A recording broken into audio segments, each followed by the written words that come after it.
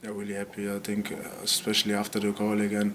The whole stadium was behind us as well, singing my song. So really happy always to play at home with the supporters. They're unbelievable. Always to me, from the first time when I came over here to Huddersfield, and just this great connection with them, and I'm really happy to give them today as well something to celebrate. 2-0 platform. What a pass by Bakuna down the inside left. He's found O'Brien. Deflected cross. Goal! Huddersfield Town! Now Elias Kachunga's in on the act. What a move down the left-hand side. Kachunga pounced on the deflection by a defender. And up the underside of the bar has absolutely capped Town's best performance of the season. Probably the whole of 2019. Huddersfield Town 3. Hull City 0. The celebrations can last for a while on the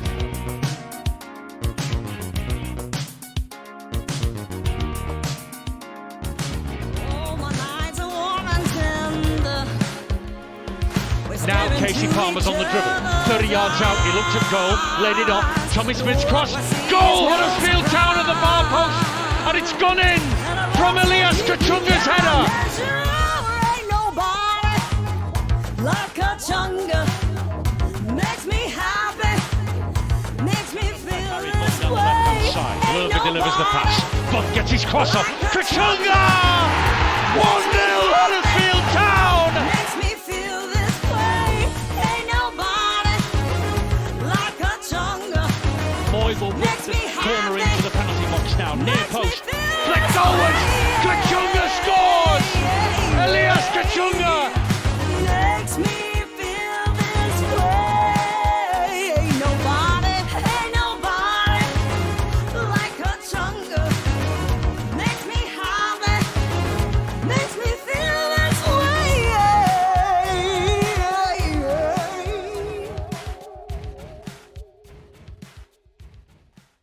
A bit of a homage there for Elias Kachunga, thanks to the beautiful voice of Dana Ali.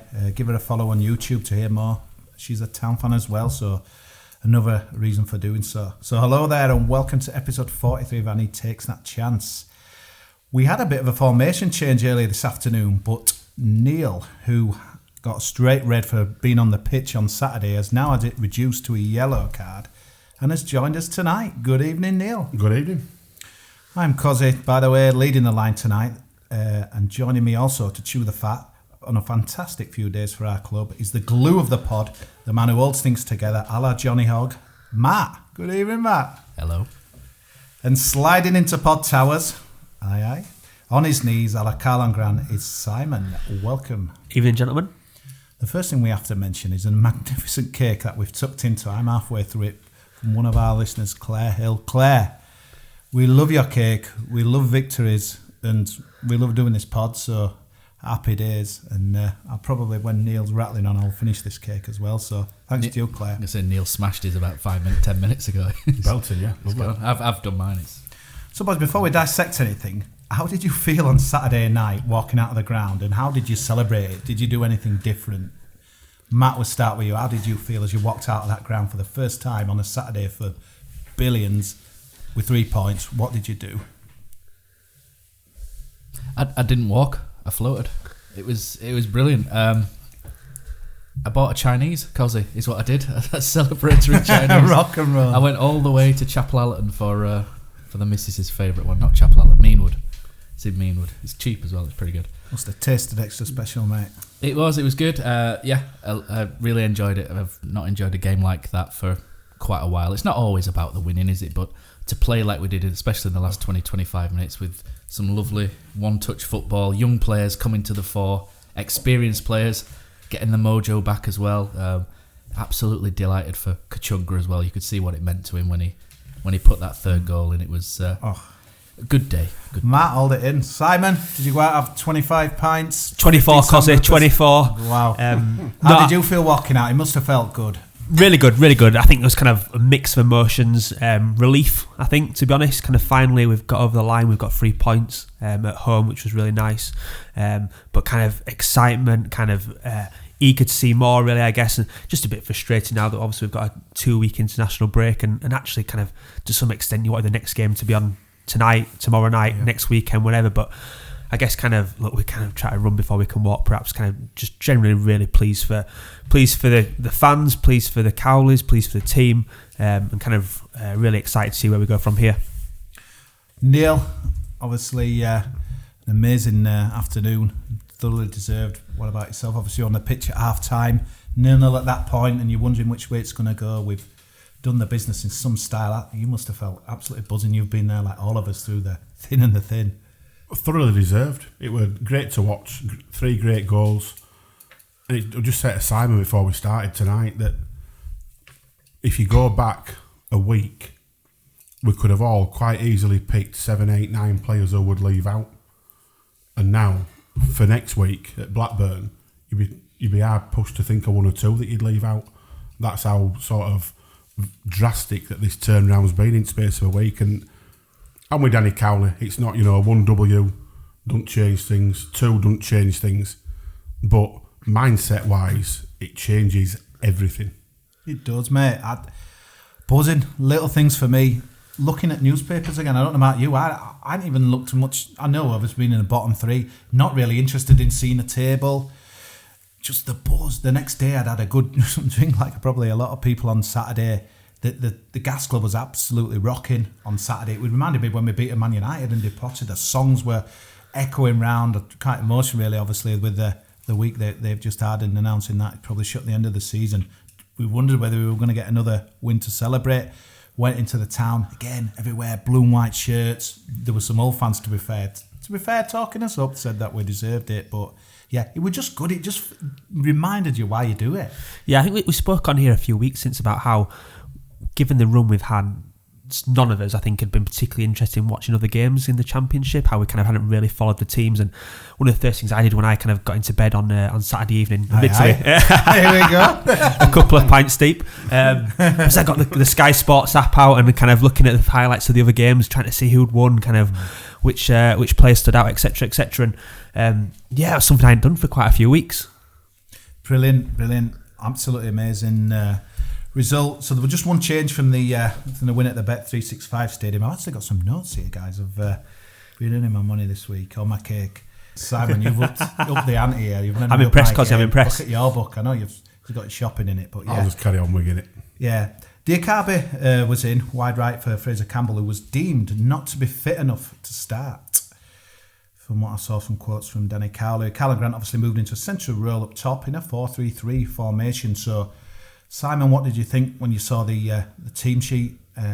One change. What were your thoughts? Yeah, I was a little bit surprised. I thought, not knowing at the time that kind of Fraser was perhaps a little bit kind of struggling, I thought he would go with the same team and perhaps almost kind of adopt a similar plan to what he did away from home in Stoke in midweek and introduce Diakabe when the game got a bit stretched and perhaps Huddersfield, the whole defence got a little bit tired. But in fact, it worked well, didn't it? I thought kind of he did give us an outlet on that right hand side. There's a couple of moments where he was a bit clumsy, which I think we've come to expect a little bit. But actually, kind of few kind of games on the trot now, he's changed the game. He's made an impact, and really kind of really happy with his selection in the end.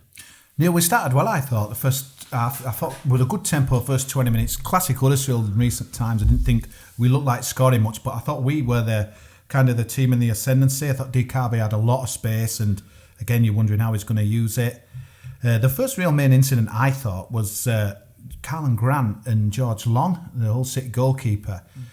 The one thing that struck me in that incident was I didn't think the referee was up with play whatsoever. No way, to see it. And while my gut feel was it wasn't handball outside the box, he was in no position to give it. I mean, how did you see it? I would behind goal right at the other end, so you're not getting a good view of that. Matt? But just looking on replays and stuff, they were outside box, wasn't he? Yeah, he kind of like, when he first makes contact with it, it's just on the edge, isn't it? But he carries on, he slides, doesn't he? Just out of the box with the ball. He's got away with one, hasn't he? Just it out, innit? Yeah, it's. I don't think you get sent off for that these days, do you? So it'd probably been a free kick, yellow card, I think. But yeah, you win some, lose some, don't you? We lose most. Obviously the assistant referee was on the wrong side. He was on kind of the left hand side of the pitch, if you like, as kind of I was sat. Had he been on that flank, then it might well have kind of been a bit of a different outcome. But yeah, my gut reaction was it was handball. I think probably yellow card would have been the result. But nevertheless, kind of that felt quite a big moment at that time in the game. As it proved, it wasn't particularly costly, but you did kind of think, here we go again at one point. I think one thing you've got to say as well, and it's been forgotten, I think, in the Waine and the goals and stuff, Camille Grabban made 2 good saves. One from George Honeyman, which I think were the better of the 2 saves, and then one from Tom Eaves where he kind of blasted it, and he'd have probably been disappointed if it had kind of been beaten from that angle. But again, 2 clean sheets, which I think's been kind of forgotten a little bit in amongst the we've scored 3 goals, which we'll come on to why that's happening later on. But Neil, there were good saves then, weren't there? Because really good saves. But going on to the clean sheets, I don't think it's any coincidence that we've got round pegs, round holes, because we've got Jayden Brown, who for me has been a revelation. He was brilliant Saturday, and he's a proper left back, and that's where Congolo, as much as we all love him, he's not a left back. So play Jayden Brown, he's doing really well, deserves his shirt. And obviously Danny Simpson's coming. I don't think it's any coincidence that we've gone 3 games unbeaten. We've only let 1 goal in, and on the back of that, Tommy Elphick looks like a totally different player with a proper right back alongside him, and it's helped Schindler as well. Well, that's what I kind of would add, Neil, really, is that was the best game I've seen Schindler have for a long time. He looked kind of back to his kind of good self almost. Kind of his positioning was kind of second to none, which has kind of perhaps been lacking a little bit of recent times. And that back four looked really, really solid. And begs the question to me, we think forward to Blackburn, and I think we'll come on to discuss it kind of later on. But how do you find a space for Congolo in that back four? The assumption there is that he'll be fit, kind of seemingly not too far away at the weekend just gone. So if Congolo's ready, where does he get back in, or does he get back in? This question got asked on Twitter the other day, and I replied. I put that I'd have, if Congolo and Pritchard are both fit, they'd both be on bench at Blackburn for me. We'll talk about Blackburn later, guys. I want to kind of come out of that because obviously we won't be doing a pod next week. Matt, you're a massive Jayden Brown fan. The one thing that I absolutely loved on Saturday, I don't know if you saw it, we were 3-0 up and Jayden Brown went in for a tackle and missed it, but he did everything he could to get back and blocked kind of a cross-come shot. I think it was 88th, 89th minute. We'd lost. We were cruising the game. It didn't really matter, to be honest with you. And I just thought that shows everything about what, this guy, he's absolutely living and breathing Huddersfield Town, and he looks week by week an absolute quality player. A lot of people were saying to me after, and I agree with them, that he probably shouldn't have been dropped after the Luton game, but I think we've got to give Danny Cowley, kind of cut him a bit of slack. He went for the experience, didn't he? But Jayden Brown, come on, Matt, wax lyrical. He is week by week. He looks a player. This guy. He's getting better every week. So I think a couple of weeks ago I was saying he's pretty good in possession, but he's a little bit hesitant in the final third. Not at all in the last couple of games. He's been flying forward. He's been getting crosses in. He's looking dangerous. He had a shot, didn't he? He nearly scored. He got safe and keeper's legs. Yeah, from mouthful of cake there. Yeah, very professional. How's it going now? Yeah, he's doing great. He's 20 years old. He's going to have 1 or 2 weaknesses, and I think they hide them very well with that. It's that back four. We were saying last week, Simpson, Elphick, Schindler, very experienced, and you can have someone like Brown. And he made a mistake. Going back to what you were saying, he made a bit of a mistake where Bowler got the wrong side of him, and then he cut inside and had a chance. But he worked so hard to get back and block the shot as well, which was brilliant. So I think he's doing really, really well, and I wouldn't have Congolo back in either. I don't see him getting back in unless he's going to have to work really hard to do so, and that's exactly what you want it to be like.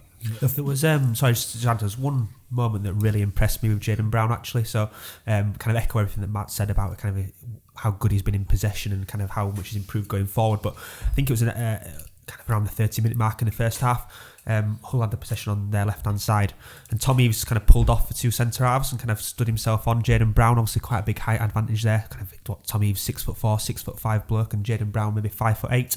And actually Jayden Brown did very well to kind of get in front of him, win the header there. Otherwise that would have kind of potentially a big opportunity for Eaves. So I was kind of impressed with him kind of this week, as I've been the last few weeks. Football League paper, I always buy that now because obviously we're out of the Premier League, and it's really good paper, proper coverage of like Football League, and it has with a featured game. Chris Dunleavy, who's the chief football writer, he was there, and he was really waxing lyrical about Huddersfield and Danny Cowley. But the one guy he just couldn't stop eulogising about was Lewis O'Brien. he was his man of the match on there, and I think he might have been Mel Boo's man of the match as well. I They were don't know. mine as well. Yeah, he was absolutely sensational. And the guy, where does it? I think Chris Lavis says, where does this guy get his energy from? Because he just like kept going and going and going. He was incredible, wasn't it? Neil, what a player we seem to have here. You can see why Bradford fans were so excited about him last season. He's just full of desire. He wants to win. He wants to win it back. He wants to go forward.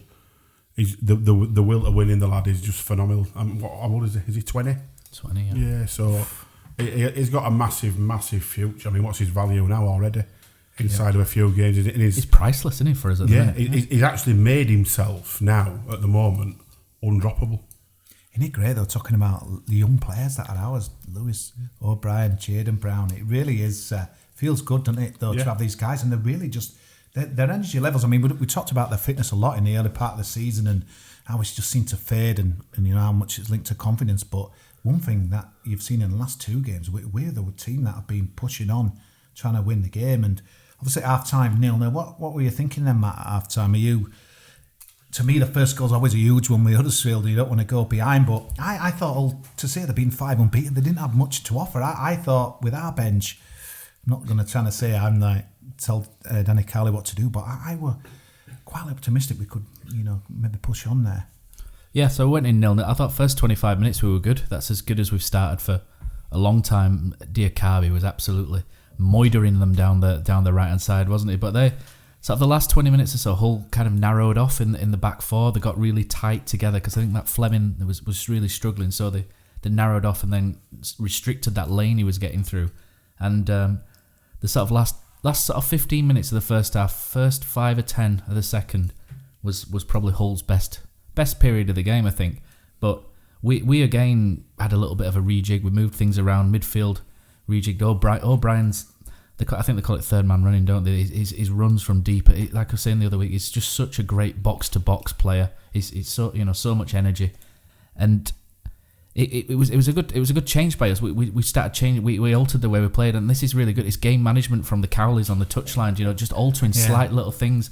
And second half, I thought we were great, and especially when we went 2-0. Some of the one touch passing, and the most thing that stood out, Kosi, when we were 2-0 up, is the movement. Came back, you know, the passing as soon as they were passing, they were moving at the same time. It wasn't pass, stop, watch, move. Pure instinct. It was just move, and it was great to watch. And I've been saying all along, this team has got quality there, and it's just about unlocking a lot of it. And I think it's only one game, so we shouldn't get too carried away. But we can see the qualities there. And Don't say that, Matt. I just getting carried away totally. I want to, but you can see that some of the players there have got quality, and we can do well in this league. Neil, the subs board went up, and we all knew Bakuna were going to come on. The big question was who was coming off, and we'll come on to him in a minute because I put a tweet out today, and he really is dividing opinion, Johnny Ogg. Yeah. But was that a change you would have made? It went right one. He got it right at Stoke, taking Chalabar off when he brought Bakuna on, and he got it right again on Saturday. And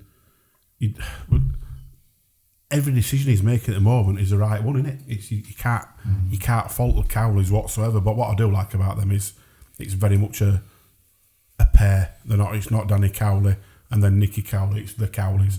They are very much a pair. But yeah, for me, right sub. What a goal though, Simon! That first goal. It was every time I watch it, it seems to get better. At the time, you know when you see a goal happening in your flesh, and then you're at the other end. You just get sometimes like, wow, that looks special. And the way he just turned, and he didn't have much to play with, to be honest with you, did he? He was a guy blocking off, but like, it was sensational. Brilliant assist from Bakuna, but what a goal. And I've got my stat here, 6th goal of the season, which is pretty impressive for a team that's been pretty pants most of the season. That guy is dynamite, mate. Yeah, and it kind of, I guess, poses an interesting question for Danny and Nicky going forward, really, as to who's having that central role. Is it kind of Carlin, kind of with his goals record, or actually does he see the value in kind of bringing Fraser Campbell back into the side? But just to come on back to that goal, because I mean, it was a great instinct. Kind of, I don't think any of us saw us coming. Bakuna's pass into him was kind of quite harsh. Kind of obviously, kind of his control perhaps wasn't ideal, but the way he span and kind of the instinct to get it into that bottom corner, I didn't expect it. I don't think the whole defenders, the whole keeper expected Can't it. Teach that, can you? You can't. It's just part of striker's instinct. It's the way the ball goes up, and he's got his back to goal, and he knows exactly where the corner is. And when we used to scout, kids and whatever. Football, I should finish that with. But when we used to go across and and do that. One of the things that we always used to say is, we used to sort of argue with others, was that you can't teach football instinct, that you can work on your first touch, you can get fitter, you can get stronger. Natural ability. You can't coach that, what Carl and Grant did. Brilliant. It's just, you've either got that or you don't. And as soon as the ball goes in the air, maybe it's a miscontrol. He's done well, to be fair, because Bakuna's battered that. Where I was sat on Saturday in a box behind goal, same box that we were in the other week, and literally Great view of it then. bang behind that, and as soon as that left his boot, it's in. And the same with Bakunas, as soon as that left his boot, you knew it were in. That first goal, the noise in the stadium erupted, didn't it? It was just like almost like 18 months of absolute misery and dejection, just like exploded. And honestly, there were people nearly climbing into the old fans being in the south stand. They were going absolutely wild, and then the place it was just like we just took the break off. And then our second goal was an absolute peach as well. Wanted Diakabi again, and we're running riot at this stage. Fullback didn't have a clue how to mark him, and Bakuna, I mean, that just shows the comments. It's like first time, wasn't it? He took a touch on it on Tuesday at Stoke, and that would just bang, bottom corner, and the place is in bits again. And part of me thinks, had we kind of been perhaps under previous regimes of Siva and maybe even Wagner to an extent, that kind of instinct or that kind of confidence wouldn't have been there. There'd have been a kind of a control there, and then by that point, the kind of Bakuna's been closed down and the opportunity's gone. But the Cowley seems to have breathed so much confidence into this kind of group of players that now they're quite happy to do that kind of sorts of things. And I think what kind of really impressed me on both goals was where Danny Cowley, I think after the West Brom game, spoke about how we needed to be quicker in possession, quicker with the ball, particularly in attacking thirds. And we're starting to see that now. We're starting to see kind of balls played at pace. And yes, kind of obviously the control for Grant's first one wasn't ideal, but crikey, these are potentially the results we can see. And two great goals. And I think for me, particularly, I was a little bit nervous after the first one. Once the second one went in, that was kind of when the jubilation, the relief really hit home. And really enjoyed those kind of last few minutes from there. Third one were a brilliant move as well. Lewis O'Brien and again. Bakuna involved in it again. Bakuna's ball kind of through that kind of pocket space. But Lewis made that run, and he opened up that space for him. Bakuna's got the quality to find him. Which a bit of luck though, Matt. Finally, off the bar, he were brilliant. Obviously, at the other end, you just wondering, and then you think, because we were going nuts. We were on the floor and said, "Oh, Scotty, like Kachunga, like get in there," because that guy, if anyone needed a goal, and celebration was very emotional, wasn't it? Yeah, he looked. It was just. I think he's got one goal in his last 50 odd or something, and you can tell it's obviously preyed on him a little bit. But he's done such a good job in front of Jayden Brown, just helping to protect him and not necessarily nursed him through, but he's helping him there. He's got a good experienced player who works back and helps, and he does so much more for the team than what he probably gets credit for.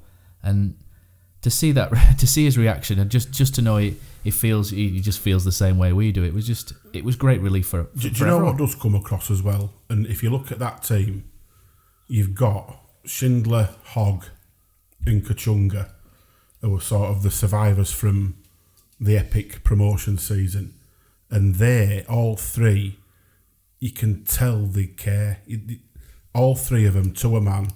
Have they had some bad form? Of course they have. They've been dreadful at points, especially sort of end of last season and start of this. But you can't take away that care that they've got. And Schindler, he's turning it round now. He's starting on Saturday, looked more like the Schindler that we know. I want to mention this, Neil. So I picked up some quotes from Christopher Schindler. I don't know if they were in the examiner on the website, but I found them in a paper. Schindler looked like a man to me again who's obviously been in the doldrums. He and I quote, he said, "The Cowleys came in, you could feel that they can do it. The way that they talk to you, the way that they work on things in detail, I'm convinced we can get better and better." This is Christopher Schindler. The way he come at the end, plenty of girls I know were delighted he took his shirt off, etc. But plenty of blokes as well. When you hear what he's saying there, this is a guy. It almost seems like we were all wondering, where's this Schindler gone? Mate, I think Danny Cowley must have obviously done his research, know how good a player he is. Nearly seems to, whatever he's saying to him, he's working, isn't it? Good man management, it sounds. It's man management, that's all it is. And there were a little video out that Sky Sports did. I'm not trying to plug them because they're cretins, but they put something out where they interviewed the Cowleys and it showed bits and pieces on training pitch, very similar to the training video that Town put out as well. And you can just see they've got a natural sort of gift of how they talk to people, and it's not, they're not reinventing wheel here. It's just about being right with people, innit? And the more that you're in any line of work, the more that you're right with people, the more you're going to get out of them. And it is that simple. They've been outside the football bubble though. They know how to treat people outside of football, inside and outside of football. So they've got really good grounded management skills. You go back to Bacuna as well, and I think Danny Cowley mentioned that they've been working really hard with trying to keep things simple for Bacuna, because we probably gave him a bit of hammer the other week, didn't we? Where I think Neil said he had a bit of a god complex or something. Where he tries to do too. He was trying to do too much. Millwall, he just looked disinterested to me. So, but that is true, because he was trying to do too much. He's trying every time he gets the ball, it's a turn, it's a spin. But now we see, like we say, that little ball through for O'Brien that you've said was great, Neil, and that ball, and then he's come on, he's put a little tackle in, and he's moving into position. He's been stripped back. And then is just saying, right, reprogrammed, if you like, and just keep things simple, get up and down. And it's just great man management. And we're seeing Diakabi, we're seeing Bacuna, we're seeing Schindler, we're seeing Hogg, we're seeing players getting better, and it's a relief. The one thing I would criticise Bacuna for, obviously, not having any hair myself. What has he done with his hair? I think he used the what same, is that about? Same Come stylist on, as come Venus on, you Williams, guys, you've got isn't it? hair, come on. If you're walking across Church Street with that on a Saturday night, what's all that about? What were you going to say? Sorry, Simon. Lost the words now. Obviously, I kind of just come back on Schindler. I think kind of we sat around this table a little while since and kind of said, how do we get the best out of Schindler? How do we kind of reinvent that player that we all know is in there? And I think kind of to a man, a lot of us spoke about taking the captaincy off him, letting him focus on his own game, perhaps dropping from the team a little while. Let's give Stankovic a go. We spoke similarly about Johnny Hogg. Can we kind of put someone else in there, take them out of the firing line? And what Danny and Nicky have done is the complete opposite. They've kind of said, presumably behind closed doors to these players, you are in my first 11. Kind of, you are the heartbeat of this club, the heartbeat of this team. I'm going to back you 100%. I'm going to give you the confidence to play. I want you to be my team. And I think it goes to show kind of those conversations that happen, the results it's now kind of delivering. Danny Simpson, this guy is just blocking off one side of the pitch. That is causing other teams to no through road really, and that as well. I thought it looked a little better going forward, if I'm being honest with you, and that as well. And he's only going to get better at, they called him a veteran in the paper. Man, I think 32. God, is that a veteran age now? But wow, he's given us everything. He looks to be enjoying it as well. He's given us everything that Adesina has not really, hasn't he? What a great signing. He's a footballer for a start, so that helps, doesn't it? Yeah. Credit to Phil Hodgkinson for getting the deal done, because I don't imagine he's come on peanuts. Neil, what? Danny Simpson. See what happens with Danny Simpson, just because I think he signed a contract to the end of the season. Now, will he be here next year? Presumably there's a clause in there around number of appearances, that sort of thing. I don't think we need to worry about I'm already thinking that I can when we go to Premier League again, mate, let's be fair, when Danny Simpson signed, he's not cheap. There's no doubt about he's not cheap. But he's also got to look after himself, in that the reason why it'll be until the end of this season is just in case it does completely implode and we go down again. We've seen already, he's not a League One player, is he? Even if we look at the negatives, Neil, and he's not here next year, it at least gives us the next 9 months to plan. Absolutely, so, yeah. He's bought his time. And in the meantime, we've got a proper right back who has not only improved that position, but every position in front of him and to the side of him. Yeah, and Tommy Elphick's a guy who's benefiting big time, because he can concentrate on his job now. And he looks, we've given him some stick on here, but he looks evident to the player that the Bournemouth and Brighton fans were telling us, doesn't he? He's done great. Looks a proper leader, and he's after the game, he's a proper man who enjoys the celebration and that as well. I think he's going to become a favourite, isn't he? I think Elphick's slowly going to become a favourite, I think. Yeah. Matt, you've mentioned a little bit about what Danny Cowley said. One thing I picked out from him in that as well, Adama Diakabi, he said this guy's too good a player just to be a substitute. He had a classic Diakabi game on Saturday, but he did deliver with some things. But wow, the space opened up. He were beating players for fun, but that must be an interesting project for Danny Cowley, because we all know that he can do things. He's doing more good now though than frustrating, isn't he? And before it were all just bad and frustrating. I think what's strange about Diakabi is, you can ping the ball at him, and sometimes he'll stop it dead at absolutely superb control. Do a nice trick, like for the second goal, he's nutmegged the left back. He's left him for dead. Lifted his head brilliantly and played in Bacuna, and then other times you ping the ball across to him and he turns into Tyrone Thompson. Where he kind of falls on his face, but he's doing more good things than bad all of a sudden, He could be incredibly dangerous if he gets more of a tune out of him. He could be sensational. What I liked about it, I thought the supporters were great on Saturday with him. And there was one moment when he actually come back and got a tackling and the place went nuts. Did the kill in the bank. And I think everybody's really wanted from being kind of maybe this joke figure and what have you a little bit in the Premier League. And I think people are like really backing this guy. And do you know what it is though? Is that he's doing really well at the moment. But it just goes back, and I don't want to out back and be negative again. I'm going to get slated for this. But it just shows you, I'm getting booed. It just shows you that the business was so bad that we bought project players who weren't ready, anywhere near ready for Premier League. And it took us well over a year to get to the stage where he's now looking like he's a player and we're in league below, struggling in league below as well. But hopefully now is the time when Diakabi comes into his own, and there's definitely positive signs. Can you imagine though if Mbenza also flicks that switch on the other side as well? All of a sudden you've got two wingers with absolute rapid pace who can do damage, and that would be incredibly interesting if that happens. So fingers crossed he has the same effect on him. He's shown in bits, and goal against Man U and what have you, and cross against Firmino against Burnley. And technically he shows bits. There's bits in there, but he just got I think Danny Cowley's alluded to this as well, that he needs, for want of a better phrase, coaching. I had a mate who was old fan, he were in the end next to us, and he was complaining that McCann took off the best two players, Honeyman and Batty, and kind of handed initiative to Huddersfield and that as well. But McCann said after the game, he was very honest. I like what he said. I like him. He seems to be obviously a thorn in his side many times at Peterborough, but he said we were lucky to be 0-0 at the break. He expected him on second half, didn't get it. Huddersfield deserved the win and will climb this league. So, let's hope he's right. But still not forgiven. Peterborough. I won't swear this week. Still not forgiven. I won't swear again this week. I swore last week, but yeah, he's one of them. Right, here we go. So it's time for our first. I don't know if we have a new column. It's time for our first debate of the evening. Town pick it up anyway on halfway and feed it down with Diakabi down the right hand side.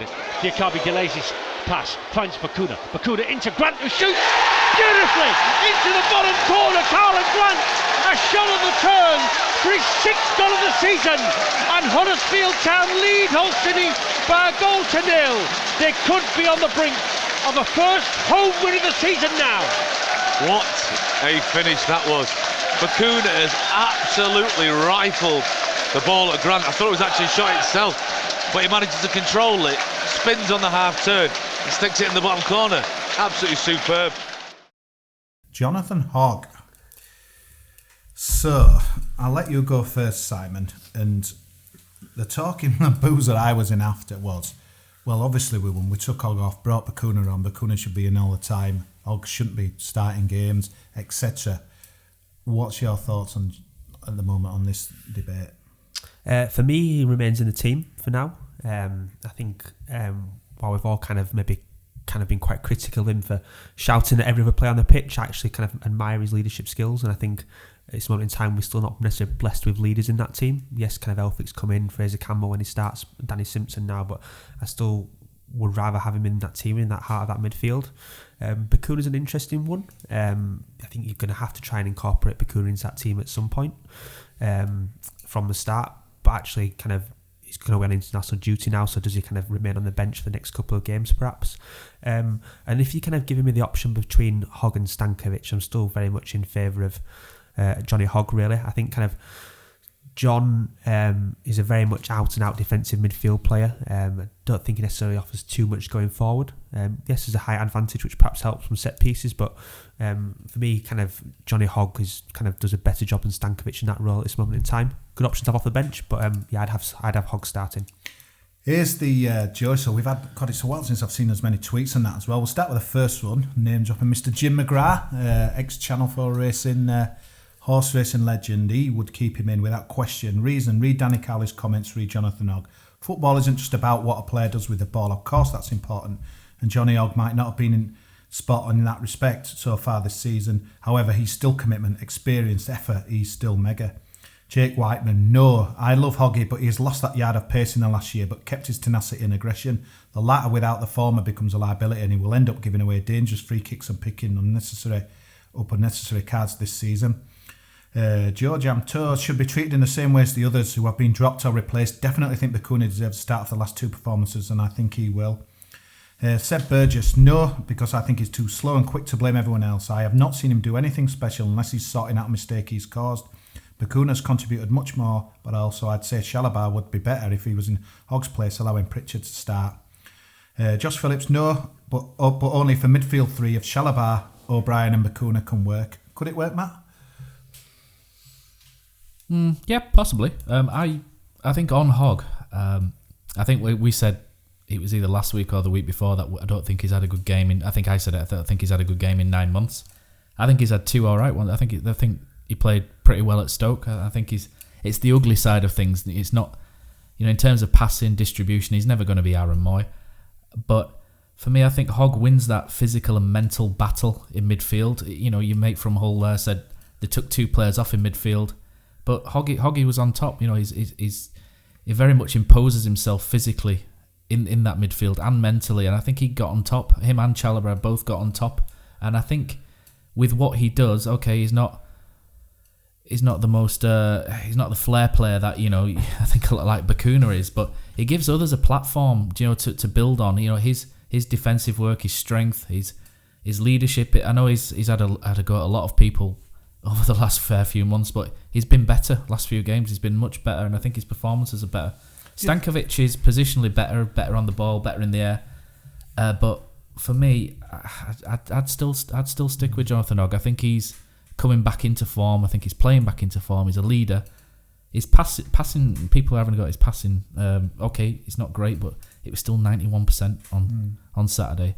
I'd keep him in. Neil, I keep in a lot of these tweets. It's cropping up, and a lot of people said to me, all of a sudden he keeps having a go at people. Do you think this has always been Jonathan Hogg, but we're just, for some reason, we're noticing it now because we've had a stinking 18 months? Where is it? Or do you think it's a fair comment that a lot of people are saying about that? Probably a bit of both.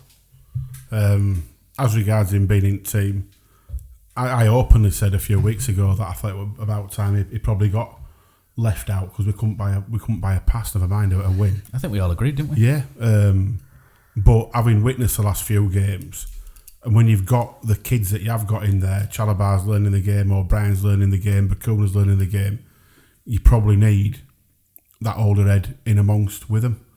I thought, on the flip side of that, I thought Stankovic did quite well when he came on Saturday. He settled in. The Stanker man. Yeah, he settled in like he'd been there all season. He's better in that defensive. Yeah, he's not a centre half. No. He's not a centre half. He did okay, and it's. But yeah, for me at the moment, Johnny Hogg probably plays. So what I thought was interesting, was Cowley's comments after the game where he said he kind of felt we didn't see out the game particularly well. Despite being 3-0 up, we could have seen out the game better. And I guess my question back to you, Neil, would be, do you think we'd have seen the game out better had Hogg been on the pitch instead of Stankovic at that time? But we weren't winning though, were we, when Hogg were on the pitch? No, we're 0-0 when Hogg were on it. But I don't know. It's one of those, isn't it? Maybe no. It's I love how he's not satisfied though. Yeah, absolutely. And I think it was him after Stoke, wasn't it? And I think to an extent it's probably right. I think we could have possibly with better ball management actually gone and got another couple of goals because they'd gone. They'd given up. We didn't retain the ball particularly well, did we? Once we've gone 3-0, but I think we'll kind of forgive them after the last few weeks. Absolutely forgive them when we're walking away. But I tell you what, if we can have a bit of a moan every week. And we've just won 3-0. Happy days, we'll take that. Samantha Young cake as well. Yeah. Samantha Young will keep him in only if he remembers to pass the ball to someone other than Grabberer. A bit harsh, but she put an emoji next to it and that as well. Jason Wilson, but only as a stopper, needs to play alongside a passer to that job. He breaks up play brilliantly, but no confidence in him making a telling pass. Stepping, guys, if you want to comment on any of this. I think that's fair enough. I think alongside Moy, I think he'll look better because Aaron Moy covers for his weaknesses. But the thing is, though, if you take Hogg out, you lose that steal in midfield. You could replace him with somebody who doesn't do that side of things, and then all of a sudden your midfield's been swamped. But it's about blending. It's getting the right blend, isn't it? I think he definitely adds to it. Ed Staggs says, play him in certain games, don't play him in others. Take him off when we're under the game. We take him off when we're chasing the game. Put him on if we're under the cosh. Would like to see Stankovic. Under the light 79, the Cowleys have improved and given confidence to pretty much all of the squad. Hogg will gradually get back to his best with clear instructions from Danny Cowley. Watson at DPW247. I've been one of his critics the last 18 months at least when he does get at people and when it goes wrong, even when his mistake. But I watched him sat, and he claps and credits players too, but ball will still be in play. Could be new or could have missed previously, but I'll credit him with that. However, he slows the team down as shown when he went off on Saturday. We had a new energy. Maybe time to be the old head off the bench when needing a calming. Yes, calming, an emoji laughing. Or maybe is the type to have on the pitch to get to the hour mark like that, and with the players that we've got, do what the Cowboys did on Saturday and change it up and go and win it then. Like I said, I think he sets the platform and lets you build a platform, softens them up, if you like, for want of a better Summit the two would have him. Yes, getting back to his best, just like Shindy. Michael Lowen. Hoggy's definitely starter in the defensive midfield role for me. The other options are Shalabar and Stankovic. I think both have still a lot to learn for that position as of yet. Ismail, no, not in this system where he's the only holding player that needs to set the tempo way too slow. If Pritchard comes back in and there's a switch to 4-2-3-1, then he'd be fine with someone next to him. Quite a few people mentioning Pritchard, Simon. Where does he fit in with it when he gets fit? I think we spoke about it earlier. I think kind of for me he's on the bench to start with now. So actually I'd kind of persist with a 4-3-3 formation kind of for the next couple of games. It feels like that's something the players have bought into, something the players kind of understand, and I think to kind of unpick that so quickly after when we're seemingly getting back on the right track would be perhaps the wrong thing to do. If we do revert to a 4-2-3-1, it's interesting because Pritchard is the natural number 10 and you can definitely see him in that position. And then that leaves two spots, I guess, for kind of any combination of Hogg, Shalabar, Lewis O'Brien, who by the way I think is a certainty or a must have in there, and Bakuna.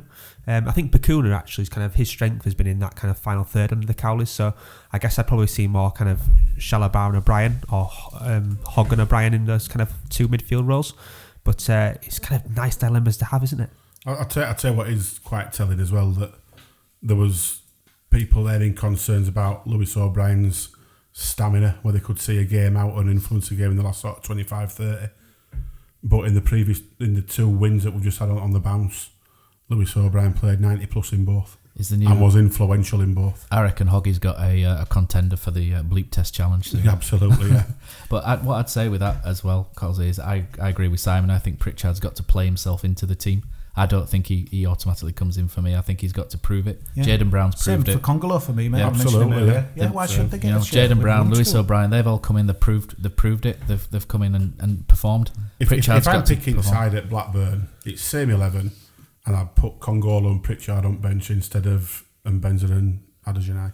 Just a few more finishing on the Hog. Dale Marsden, not for me, too slow, bad decision making, bad passer and bad for the morale of the team. Every mistake is reacted by an over-the-top reaction, even if it was him who made the mistake. Tim Hutchinson defends him though. Did you see what this win meant to Hogg? He's one of us. Mike Terrier 7-2. Yes, but I believe Hogg's form has dipped like Schindler's due to the pressure of the weight on their shoulders as the guys left in the Wagner era. You could see the outpour from Kachunga, and I think Hogg's form dipped from the same reason. I think Mike's right. And finally, Philip Law and Danny Cowley said he's had suffered the decline more than anyone else, loves the club to bits and is taking on more of the burden than he should. Danny Cowley's looking to remove some of that so we can have the Hoggy we all love. Maybe he needs resting, not dropping, to take off the pressure. So, quite divisive opinion there. To be fair, he got half hour's rest on Saturday, didn't he? Yeah. So good tweets there. I agree both ways. I can see the argument for both, but I'd still there pick ain't a right or a wrong, is there, on that one? No, I don't think so. I think some good opinions there. Some good debate, yeah. They were thinking of bringing Fraser Campbell on for Diakabi anyway, so there may still be a couple of subs to be made. Diakabi looks okay. He sprinted past the vice, serves up the cross. Bakuna drives in the second goal. A brilliant strike by Bakuna on the run. His second goal in consecutive matches. The roof has nearly come off the John Smith Stadium because Huddersfield Town are about to deliver Danny Cowley's first home win as the new manager. 2-0 Town, back-to-back wins are in the offing. Okay, so yeah, great result on Saturday, and obviously the international break has come. I think it's a bad time. I don't know what you guys think, but an interesting thing that's just popped up the last couple of days. Danny Cowley is coming to face the fans on Monday night at the Gas Club till 7:30 start. I think 6:30. I think it's a cash-only bar, as I know too well. Most of my cash has gone behind there at some form or the other and that as well. And I think it'd be a great night, will that? And I think it's a smart move from Danny to go in. And I've really liked how he's kind of trying to engage with the public. And even though we've won 2 games, I like some of his comments. It's not like, right, that's it now, we should all be back into bed. He realises that there's been so much damage done in 18 months that the fan base have fallen out, with the football team. Look at the empty seats on Saturday for one, and it's going to take more than that. So I think that'll be a good night. What did you think, Neil? Interesting to see. On his kind of comments post games, I kind of think he's really kind of pragmatic and realistic. He spoke about how there'll be more ups and downs on this journey that we go on, and inevitably we'll kind of come up against better opposition. So I think in that sense, he really understands where the players are at currently, and he also spoke about the fans, and I think he understands all the frustration and kind of disappointment that we've kind of experienced over the last kind of 9 to 18 months, really. I think what he's doing on Monday night's great. I'm sure he'll get a kind of a great reception there, and I'm sure the fans will turn out in quite good numbers. Be interested to see all the kind of questions that are posed to him about kind of where he sees us going. Doesn't it? Yeah. Yeah, so it'd be be really interesting to see, actually. We're so lucky, aren't we? A lot of clubs won't get a manager anywhere near. I mean, we've been spoiled, obviously, with Wagner, Sievert, who I think went wrong a little bit. I know we discussed this before.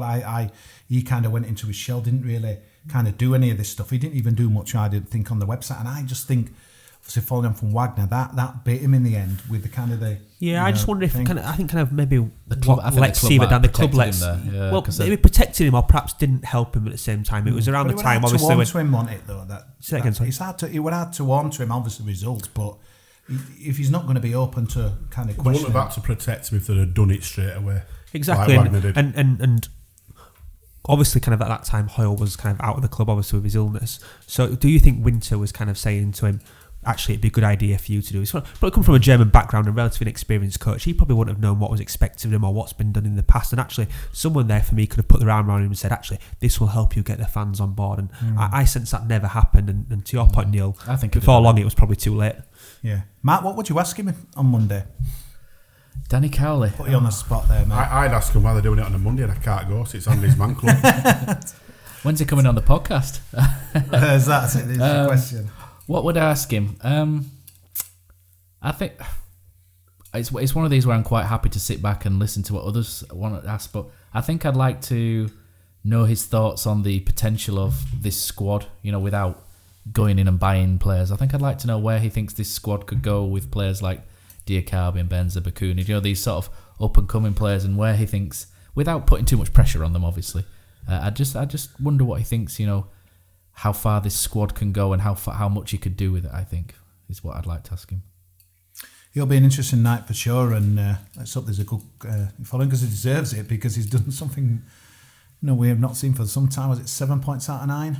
And we're out of the bottom 3. That would be a right bonus, wasn't it, on Saturday? I just thought, we're third bottom, because I knew that Barnsley had lost, and there we were. We were above Reading and that as well, and we'll talk a little bit more Championship in a second, but... Now, Darren Bullock. It's the last penalty, and if he scores from this, they are through to the final. And Huddersfield are there. Darren Bullock is the hero. In goes Robbins. And coming from the free kick, taken short to Brown, and Robbins making a dart across the face of the defenders, a perfect header. Brown gets a flick, Fletcher!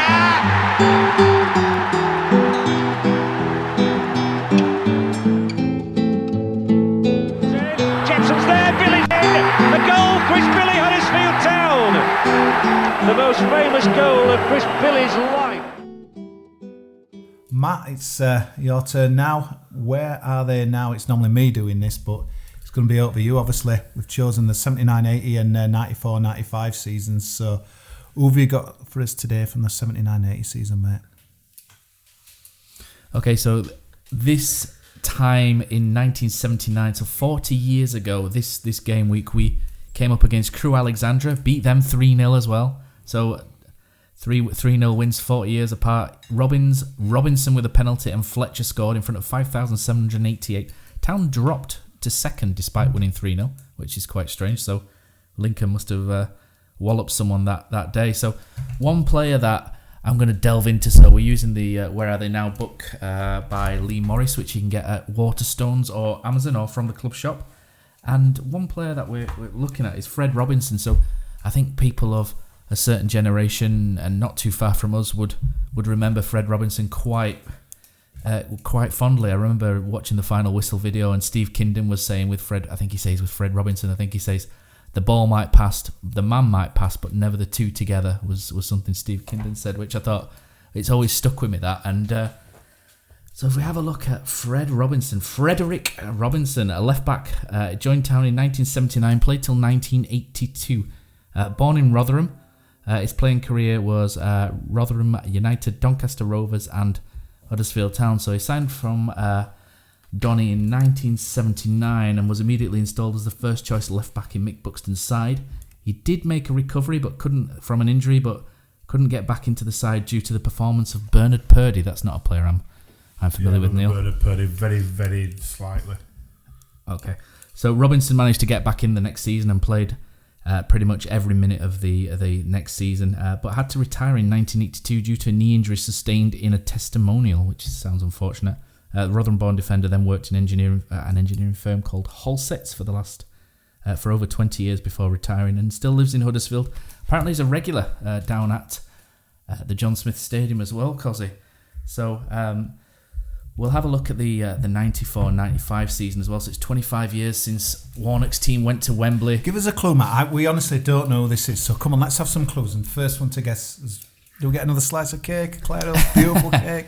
You could do. You want to know who the player is? Yeah, just give us bits and clues. Well, I've already told a couple of you before. Well, Neil and Simon already know because I mentioned it before. Not sure I remember.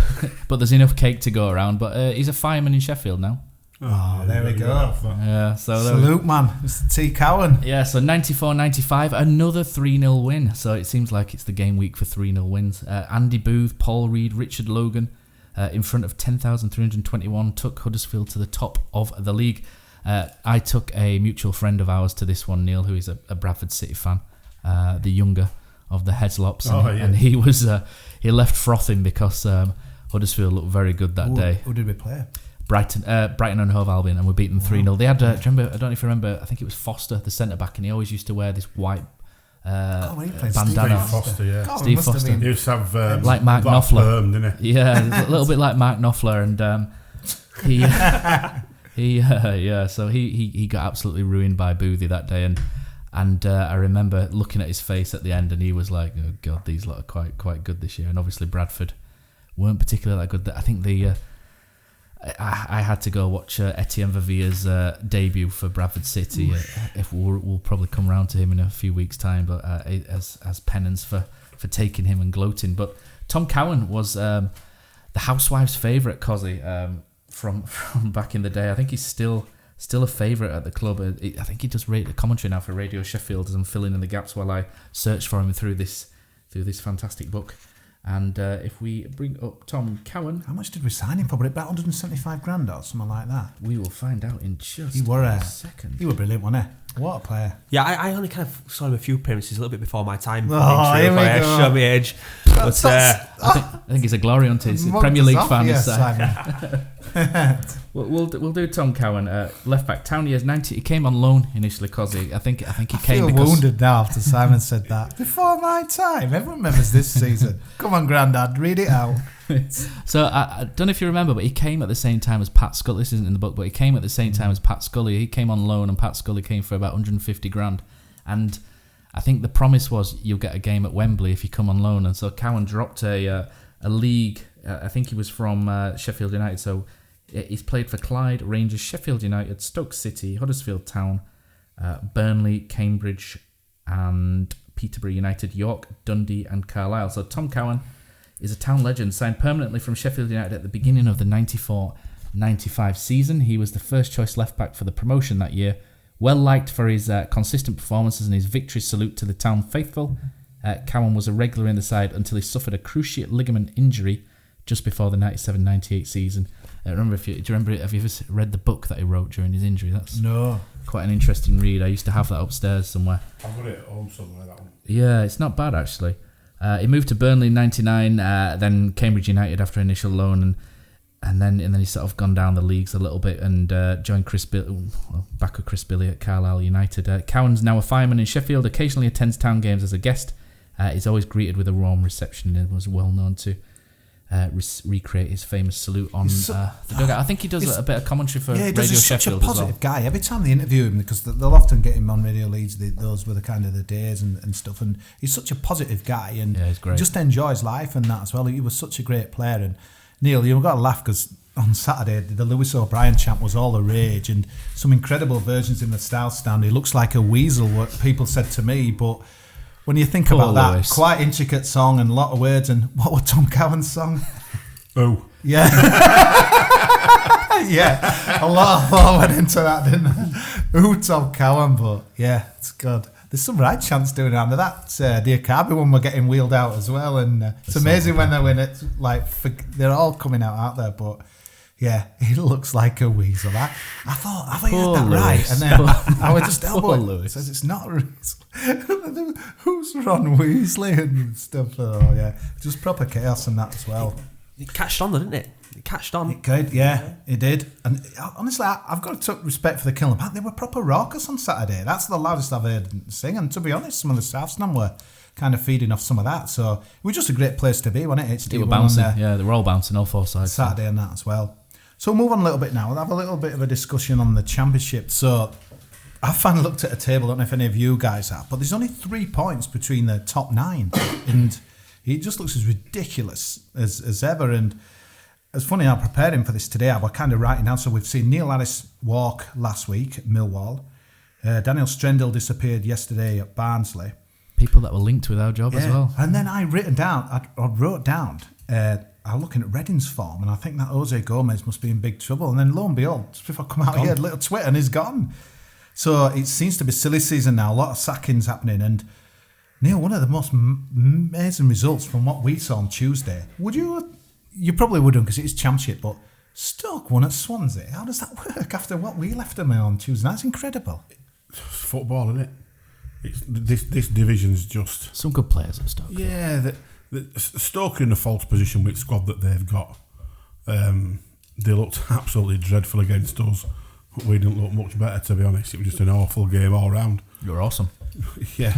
I was really surprised to see him still in charge. I think you chaps spoke about it last week, about in his interview kind of after the match. Nathan Jones just sounded dejected. He sounded kind of should like do he that lost every the will week. To live almost. He should do and it then every kind week of, if I that's think the we were all response. expecting Wednesday morning for it to be announced that he would moved on, and there were rumours about Pulis potentially coming back in there, and to find him still in a job, and then to find out he's kind of obviously now taking some points from Swansea, kind of really took me by surprise actually, and kind of almost what else does he kind of need to do or not need to do to kind of do get the sack?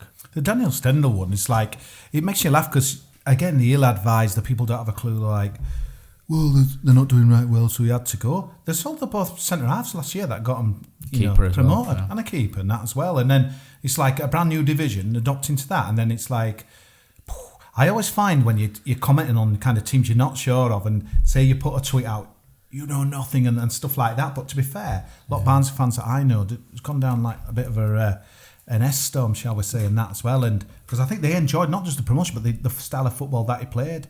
Although they're not happy. No, they're not. They're not happy at all that he's gone.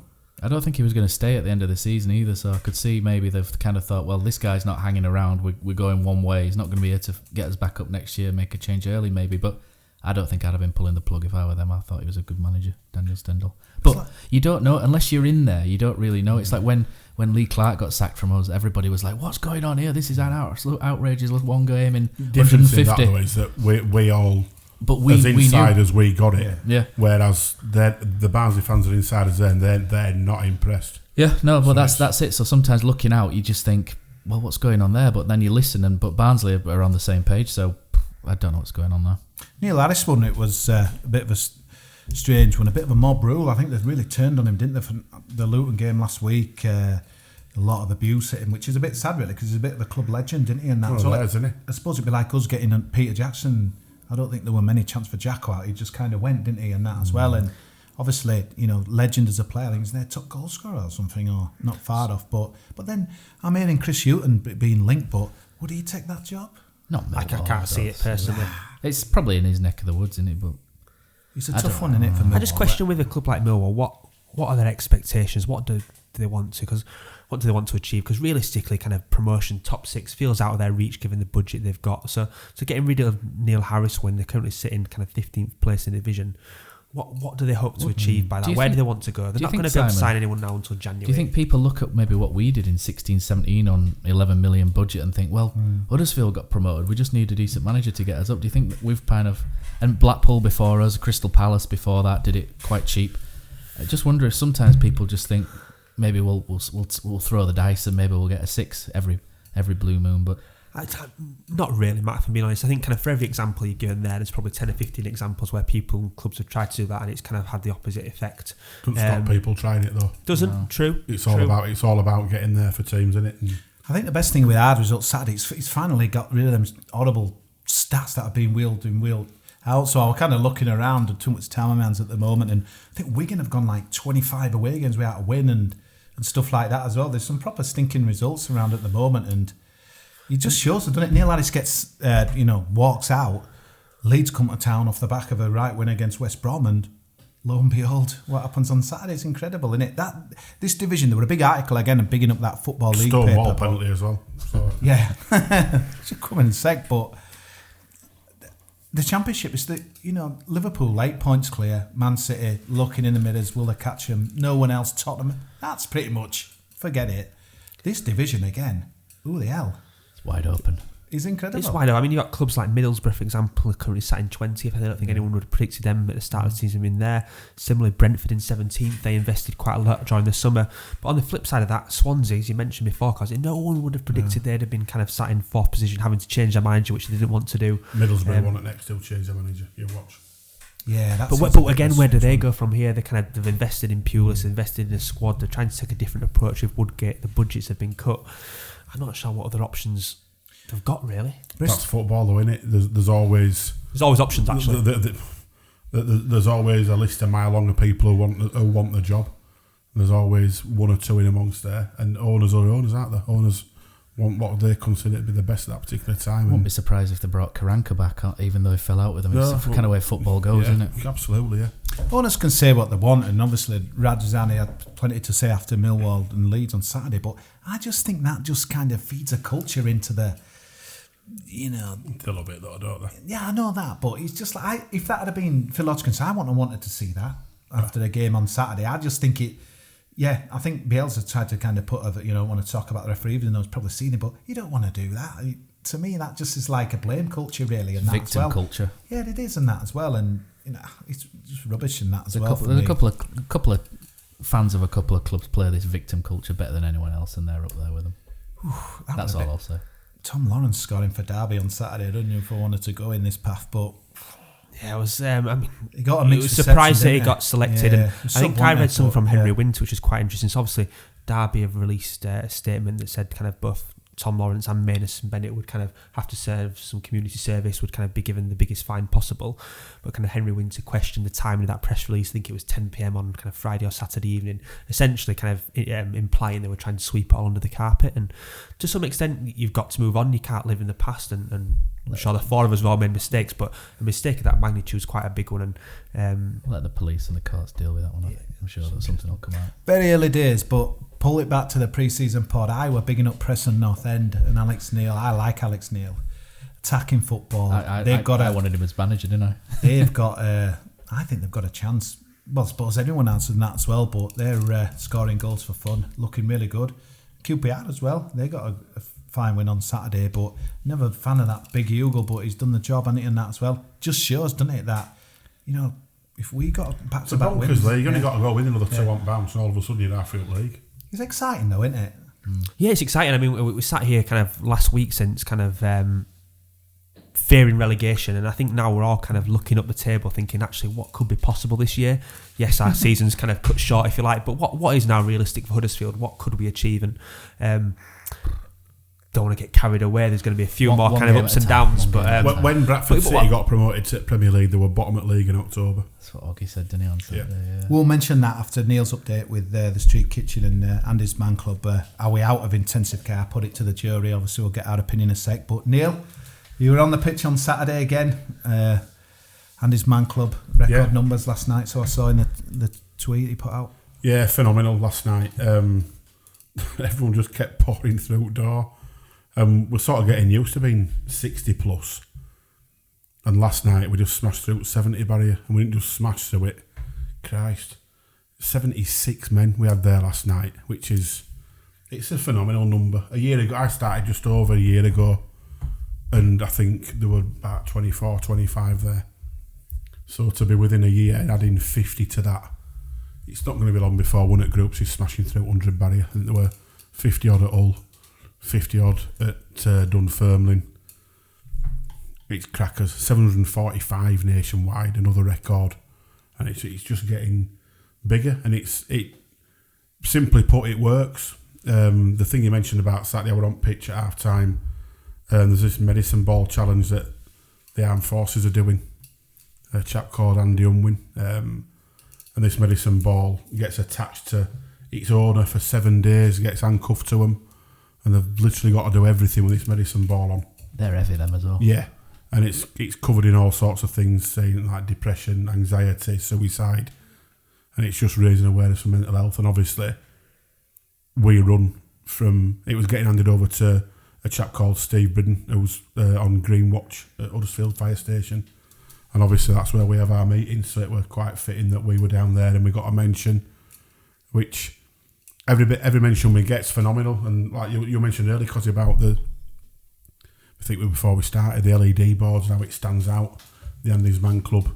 So if anybody goes to the games and hasn't seen them yet, 11.5 minutes, 43.5 minutes, and then the same minutes in the second half, you'll see across the top tier LEDs, the Andy's Man Club stuff, all the info that's on there, and it's with it being black background, the white right, and it really does stand out. So that's, the club have been brilliant for us with that. So yeah, Andy's Man Club going strength to strength. Street Kitchen fed over 100 people last Sunday. It's absolutely bonkers. There's it's just phenomenal, really. It's so sad though. It is. But these people shocking, absolutely love the Street Kitchen. They come, they converse, they get a chance to have a chat with people and have a coffee and some hot food and get some blankets or some clothes or some shoes or whatever. Will you be doing another clothes sweep, or is it all like? No, we will be doing another one. We'll probably start asking again in a couple of weeks, ready for build up for Christmas. And we are actually in a couple of weeks starting to do a Wednesday night as well. So we're rolling it out over the winter months. We'll be doing 4 or 5 months of Wednesday nights as well. Because at the end of the day, these people aren't just homeless on a Sunday.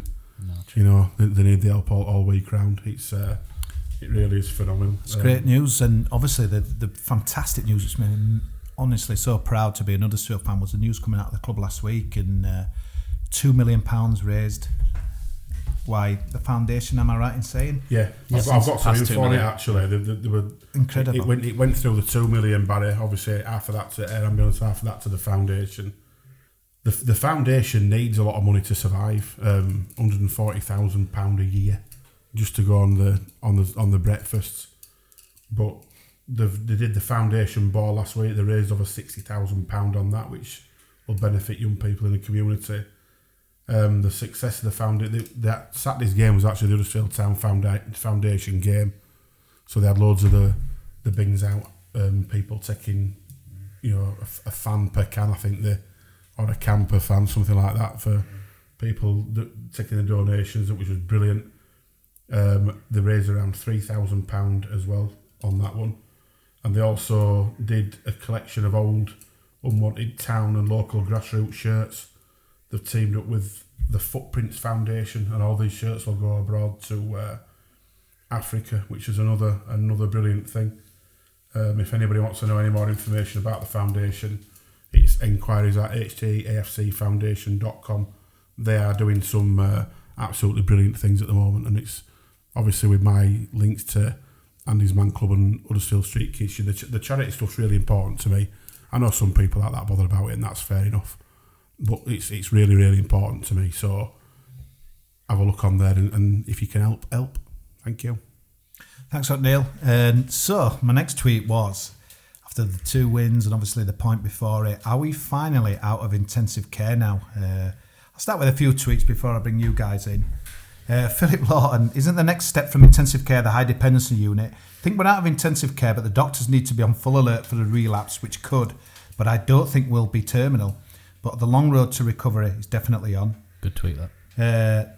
Dan Ginger Ogre, Champions League in 2, which to you replied, Matt, as Jimmy Matt got your pass. San Siro in 3. That's what Jimmy Matt usually says, yeah. Andy Firth, we've just come around from our coma and we're still undergoing intensive treatment. Signs of a full recovery are positive, but too early to say how long this will take. But our new doctors, Cowleys, are brilliant and giving us some great hope for the future.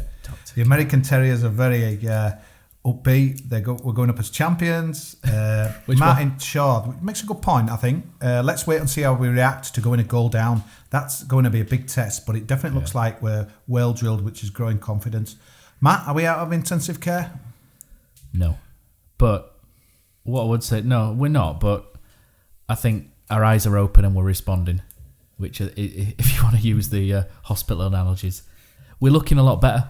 We've had a huge progression is Saturday. It's a good performance, a good win. But like a lot of people have said, a couple of defeats, because of the position and the head start we've given everyone else, a couple of defeats and all of a sudden we could find ourselves bottom again. So I think just game by game, step by step, and just keep plugging away, and I think we'll be fine. I've always thought we'll be fine this season because of the quality of players that we've got. But again, you shouldn't take anything for granted, especially in this league, because everything can turn upside down in a matter of weeks. Malky, no way we're out yet. Sorry, signs are good and need to kick on from here. I can't see us not doing so with these guys in charge. Again, on the Cowley theme, Mark Harrison, Doctor and Dr. Cowley have discovered that a dose of simplicity and injection of spirit was what was needed. They also know that these medicines will need applying every now and again between now and the end of the season to avoid major surgery. Kosi, you need to ask them at the Gascliff if they've got a PhD with the amount of Doctor and Dr. Cowley. Andy Needham, real positive here. Yes, unequivocally, I don't know if I can say it, needed to break the losing habit which has been done. The togetherness the Cowleys have reintroduced and shining through already, and there's no one in this league to fear. We are on our way back up the town. Nearly agree? Absolutely. Just a quick one there. Andy Needham actually gave us 3 pallets full of food and toiletries and stuff at Street Kitchen the other week. Probably worth about £1,500, which is absolute madness. So yeah, he's a great guy, and he's right in what he says there. I think for me, we're not going down. I think 6 weeks ago, if you'd asked me that, I'd have said probably. But that's the impact that these two have had. It's off the scale, and it's so evident. And there's no way with the work ethic that these two have got, and how they go about things, and how they've changed things. Bear in mind, with the same players, pretty much. All they've added is Danny Simpson. So to have pretty much the same squad and go from us quite happily being able to swap 7, 8, 9, 10 of them to looking at next game and thinking it's unchanged 11, that just shows you the impact they've had. So for me, nowhere near going down. What comes beyond that? Championship, innit? Who knows? It's a bonkers league, innit? But let's just concentrate on keeping this form going at the minute. Nathan Oscar, my sensible head says no, not yet. I'd like to think a few people have tweeted 2 wins doesn't drag us out of the wilderness. Positive and heading in the right direction, but will continue to be a work in progress. Carly's definitely right lads for the job, as their hearts are in it. Sorry. I think 100% right. I very much share his opinion and Matt's opinion that. Don't agree with me then. No, you Neil, no, sorry mate. I don't think we're out of the woods yet. 2 great results, but kind of probably 2 of the, from what I've seen at least, the weaker teams in the league. I think there'll be a few more kind of bumps along this kind of journey yet. But I definitely feel a little more kind of optimistic than what I did kind of a couple of weeks since. But yeah, kind of probably erring more on the side of caution. I think we'll go to a top team or someone who's at the top, in the top 3 or 4 at some point this season and beat them convincingly. The next 3 games, I feel like I've said this before and feel like a bit of a broken record, but the next 3 games are really quite interesting, aren't they? Because I think we could be kind of sat here in a couple of weeks' time talking very optimistically, or actually saying it was a bit of a flash in the pan. I think we go to Blackburn kind of away, then we've got Middlesbrough at home. We won't be saying it's a flash in the pan, not with these 2 in charge. No chance. Sandra, we've been discharged. Hello, Terence. We are on the main ward. Juninho knows we can easily drop off, but the signs are excellent so far. We're outpatients now. Yeah. Watson sums up the tweets. Looks like the answer's a resounding no, lads. But I wouldn't say that. Well, it is, but I think there's a lot of realism there, which I think is really good in that as well. It's not negative. I think there's... Let's not get carried away. Like Danny Carey said when he came in, he said 1 W don't change it. It's The fact mirrored. it's just how we've gone about getting these 2 wins. What I like is the fans are mirroring what they say, so Yeah. everybody's on the same page. and Absolutely. It's good, yeah.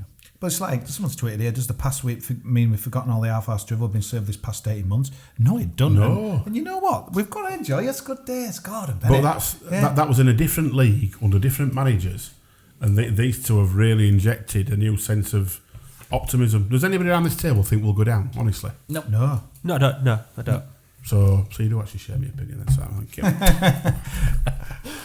So, next game is a week on Saturday at Blackburn Rovers. Danger zoned.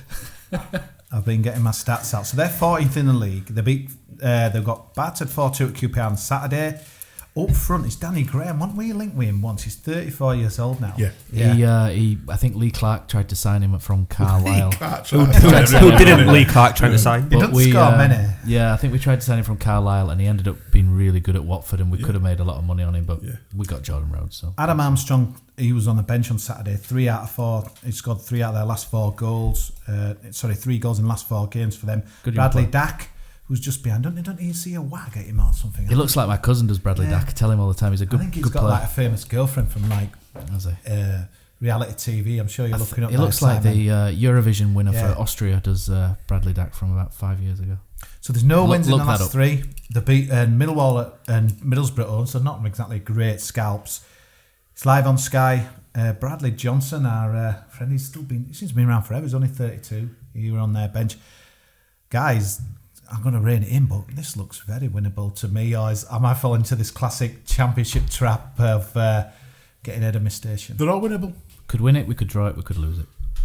That's what the great It's a thing shame about it's the not league. this week, though. I I think Danny agree, Cowley I agree. hinted as much at that. Yeah, we want to We've got some momentum. Let's kind of At continue. the same now. time, though, on the flip side of that, you've got a couple of lads in club who haven't had a full pre-season.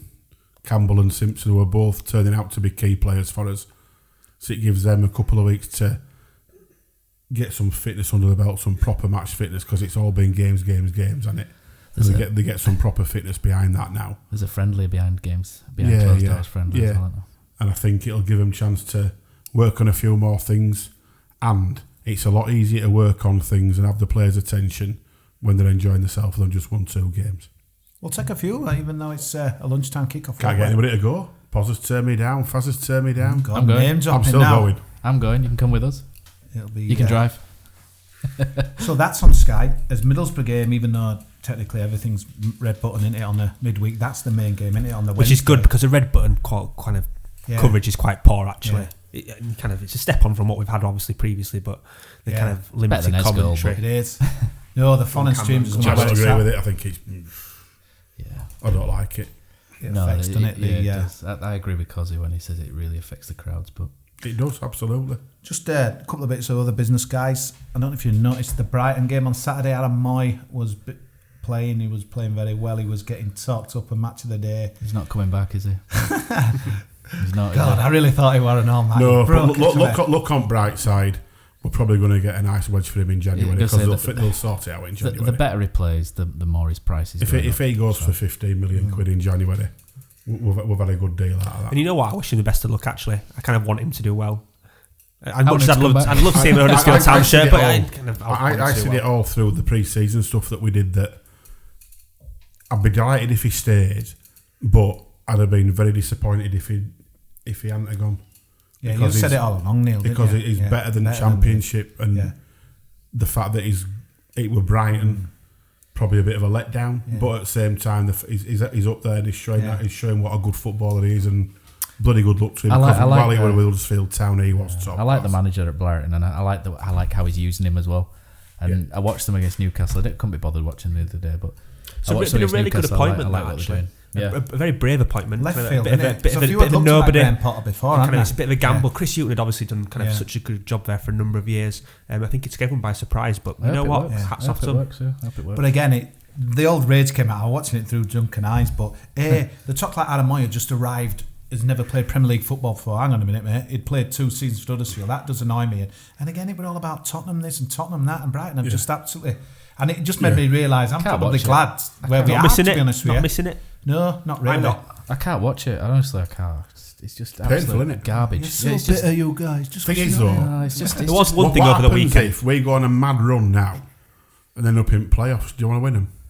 Yeah, because I'd like to. I enjoyed all the boiling of urine that we did. When we actually did all right. We did do a lot of that. I actually enjoyed that quite a lot. So if we do that again, I'll enjoy it. There was one thing that made me smile over the weekend, which was I don't know if any of you watched the Newcastle versus Man United game on Sunday, and young Matty Longstaff on his Premier League debut for Newcastle kind of bagged from outside the edge of the box with a great strike, and he kind of saw like, a bit similar to Lewis O'Brien actually, kind of ginger hair. They both look a bit similar in fact, but kind of saw what it meant to him to play for his nothing like Ron Weasley. He saw what it meant to him to play for his hometown club, and kind of that's kind of for me what football's all about, and it's just been lost a little bit. It's always great to see young English players coming through from where they're from, whoever they play for. It's always good to see. So I did watch the interview that him and his brother did, and I quite enjoyed it. So it was all right. Plans for the international weekend, guys?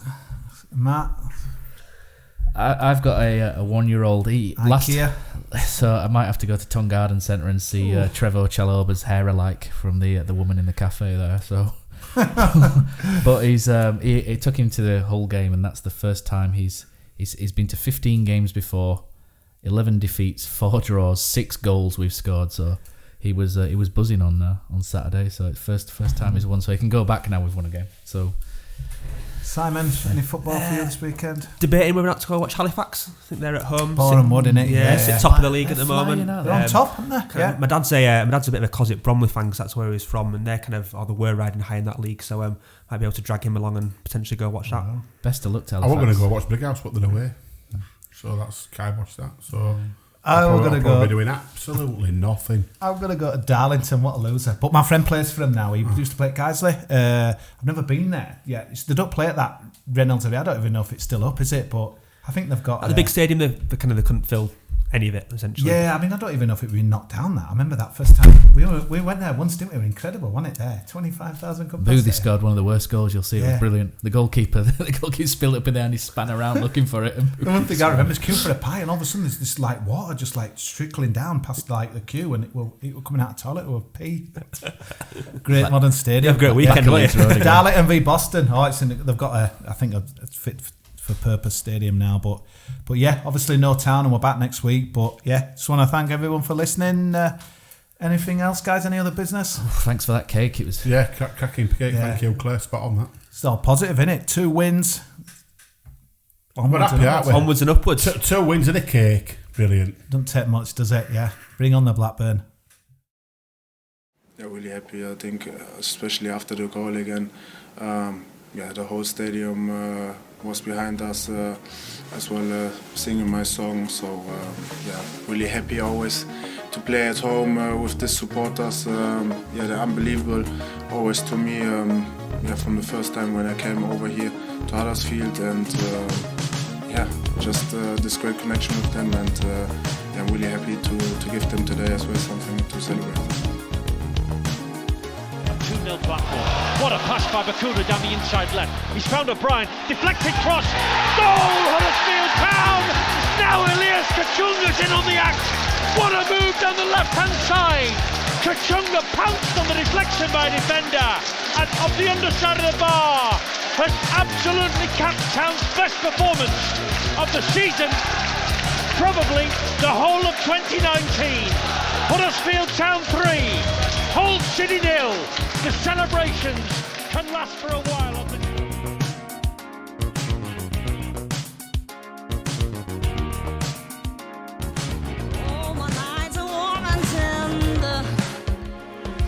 Now Casey Palmer's on the dribble, 30 yards out, he looked at goal, laid it off, Tommy Smith's cross, goal, Huddersfield Town at the far post, and it's gone in from Elias Kachunga's header. Like Kachunga makes me happy, makes me feel this way. Lurga delivers the pass. Butt gets his cross off. Kachunga! 1-0 Huddersfield Town! Makes me feel this way. Ain't nobody like Kachunga. Moy will put the corner into the penalty box now. Near